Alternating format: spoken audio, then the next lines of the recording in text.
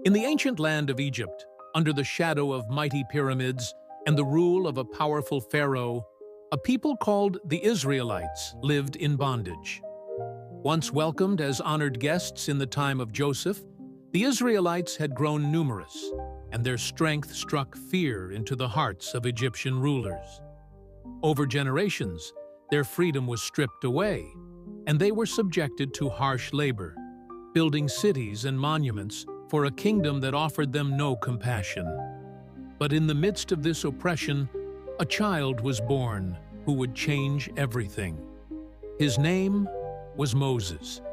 Hidden in a basket and set afloat on the Nile to escape Pharaoh's decree to kill Hebrew infants, Moses was found and raised by Pharaoh's own daughter.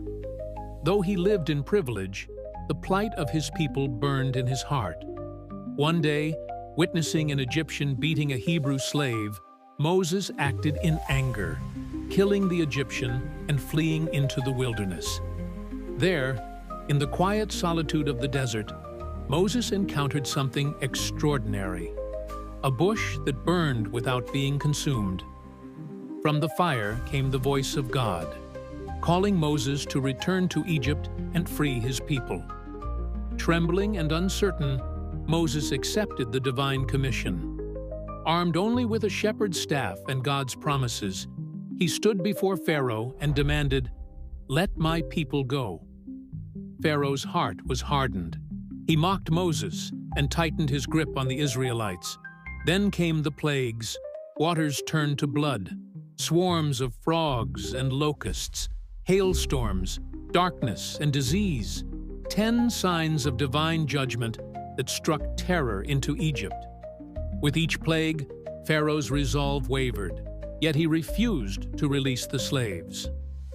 Finally, God sent the final blow, the death of every firstborn in Egypt. The Israelites were instructed to mark their doors with lamb's blood, so that the angel of death would pass over them. That night, grief swept through Egypt, and Pharaoh relented. Moses led the Israelites out, their feet moving swiftly under the moonlight, leaving centuries of bondage behind. But their journey was not yet complete. Pharaoh, enraged at their escape, pursued them with chariots and soldiers. Trapped between the Red Sea and Pharaoh's army, the people cried out in fear. Then, in a moment, etched in eternity, Moses stretched out his staff, and the waters parted. The Israelites crossed on dry ground, and when Pharaoh's forces followed, the sea closed in, swallowing them. The Israelites were free, but the wilderness tested their faith. They wandered for 40 years, receiving manna from heaven and water from rocks. At Mount Sinai, God gave Moses the 10 Commandments, a divine covenant to guide them as his chosen people. Through hardship and hope, the Exodus became a story not just of liberation, but of identity, faith, and God's unrelenting power and mercy. It echoes through history as a reminder that no chain is too strong, no oppressor too mighty, and no path too blocked when God leads the way.